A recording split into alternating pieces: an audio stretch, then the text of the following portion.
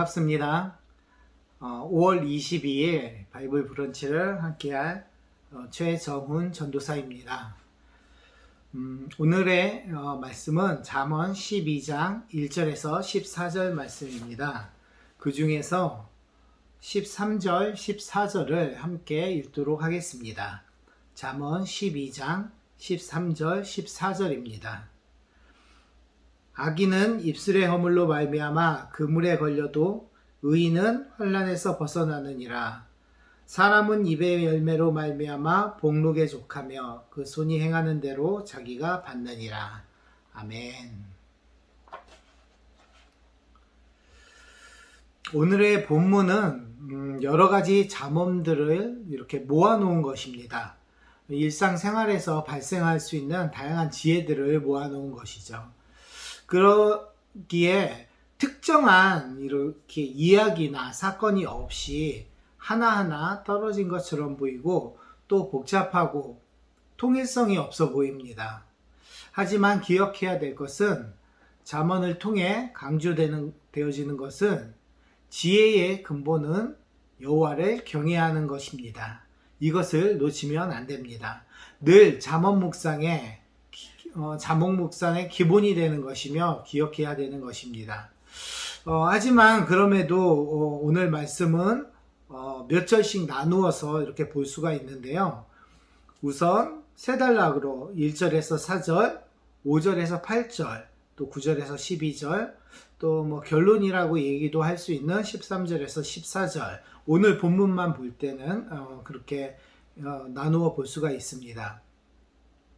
자, 우선 1절에서 4절을 함께 보도록 하겠습니다. 1절에서 4절은 지금 보면 잠언의 기자는 의인은 하나님으로부터 은총을 받으며 절대 흔들리지 않는 깊은 뿌리를 내린 나무와 같지만 악인은 정죄함을 받으며 자기의 터전 위에 뿌리를 내릴 수 없다고 이야기를 하고 있습니다.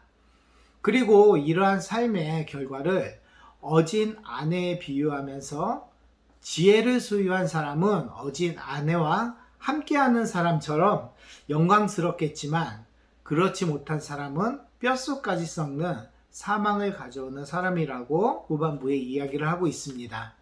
하나님의 지혜를 소유하여 지혜로운 사람의 길을 갈 것을 바라고 강조하고 있는 것입니다. 오늘을 살아가는 우리는 어떻습니까? 내가 가지고 있는 지식이 마치 최고의 지혜인 것처럼 착각하고 살 때가 많이 있습니다. 하지만 성경은 그러한 지식은 뿌리를 내리지 못하고 사라질 공허한 것이라고 말하고 있습니다. 오늘의 4절 후반부 말씀처럼 의인의 뿌리는 움직이지 아니하느니라. 오직 하나님을 경외하는 지식만이 굳건히 뿌리 내리고 서 있는 지혜이며 영원한 생명을 주는 지혜인 것입니다. 기억했으면 좋겠습니다. 두 번째 단락은 5절에서 8절을 볼 수 있는데요. 악인의 생각과 말을 의인의 것과 대조를 하면서 설명을 하고 있습니다. 이 둘이 삶을 통해 각각 어떤 다른 결과를 나타내는지 보여주고 있습니다. 8절을 보면 하나님께서는 악인에게는 멸시를 또 의인에게는 칭찬을 더해 주신다고 약속하십니다. 하지만 우리는 잠시 있다 사라질 악의 말에 귀를 더 기울이고 지혜롭지 못한 그런 행동에 열심을 내어 몰두할 때가 있습니다. 잠언은 이러한 어리석은 사람들을 향하여 하나님께서는 각자의 행동을 분명히 지켜보시고 또 악인에게는 사망과 같은 멸시를 또 의인에게는 생명과 같은 칭찬을 심판의 대가로 주실 것이라고 이야기를 하고 있습니다. 세 번째 단락은 9절에서 12절을 볼 건데요. 9절에서 12절은 농경사회의 삶의 배경이 잘 나타낸 것이라고 볼 수 있는데요. 집 짐승을 돌보는 사람들을 바라보며 혹은 또 묵묵히 씨를 뿌리고 농사를 짓는 사람들을 보면서 잠언 기자는 의인의 삶과 악인의 삶을 구별하여 의인은 집 짐승의 생명을 돌보아주는 사람이며 묵묵히 밭을 갈며 그 열매를 수확하는 땀 흘린 대가를 아는 사람이라고 말하고 있습니다. 또 이를 통해 우리도 그냥 지나쳐 버릴 수도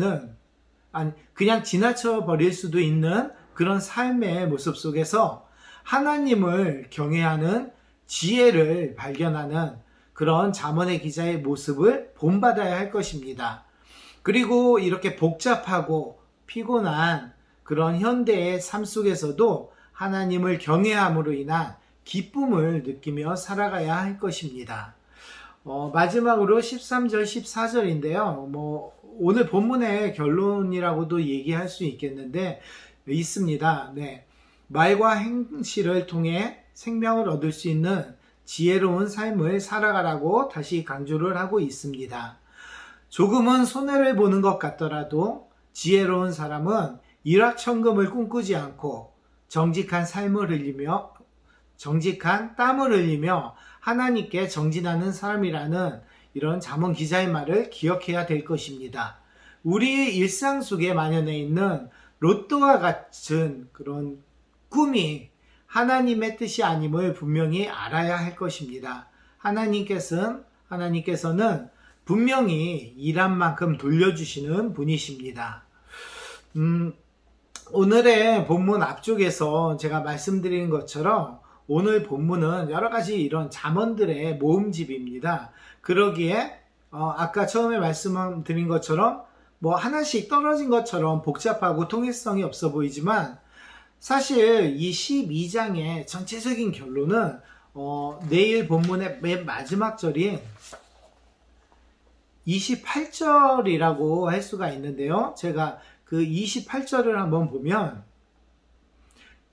지혜로운 자와 어리석은 자를 의인과 악인에 빗대어 말하며 결국 의인의 길에는 생명이 있지만 미련한 자의 길에는 사망이 있을 뿐임을 강조를 하고 있습니다. 오늘 내용부터 계속 흐르는 동일한 주제라고 할 수도 있겠는데요. 하지만 이런 말씀보다 그 각각의 말씀도 우리가 살펴보았지만 처음에 간략하게 말씀드린 것처럼 잠언은 사실 우리 이렇게 그리스도인 말고 말씀을 믿지 않는 세상 사람들도 사실은 잠언의 여러 구절들을 좋아하고 또 그런 것들을 알고 있습니다. 그런 사람들이 어떻게 생각할까요? 좋은 말 혹은 교훈되는 말, 또 내 삶을 풍요롭게 만드는 격언 등으로 생각할 것입니다. 그렇기 때문에 우리도 잠언을 읽을 때 그렇게 생각할 수 있는 함정이 있을 수 있습니다. 그렇기 때문에 서두에서 제가 짧게 말씀드린 것처럼 꼭 잠언을 묵상하는 동안 늘 기억해야 될 것은 잠언을 흐르는 전체적인 주제 여호와를 경외함의 기본 원칙을 기억해야 할 것입니다. 사실 잠언 1장 7절에서 처음에 다뤘던 것인데요. 여호와를 경외하는 것이 지식의 근본이거늘 미련한 자는 지혜와 훈계를 멸시하느니라. 아멘. 이 대원칙 안에서 오늘의 그 작은 또 그런 잠언의 그런 묵상들을 묵상하며 살면서 삶을 더욱 풍요롭게 만들어가길 소망합니다. 기도하시겠습니다. 하나님 아버지 감사합니다. 잠언의 말씀을 묵상하며 그 묵상으로 인해 우리의 삶이 어리석은 자의 삶이 아닌 지혜로운 자의 삶, 의인의 삶이 되길 소망합니다. 하지만 늘 기억해야 할 것은 하나님을 경외함이 모든 것의 출발점임을 늘 잊지 않고 살아가게 해 주시옵소서. 감사합니다. 예수님 이름으로 기도합니다. 아멘. 오늘의 말씀을 다시 한번 생각하시면서 묵상하는 시간을 갖도록 하겠습니다.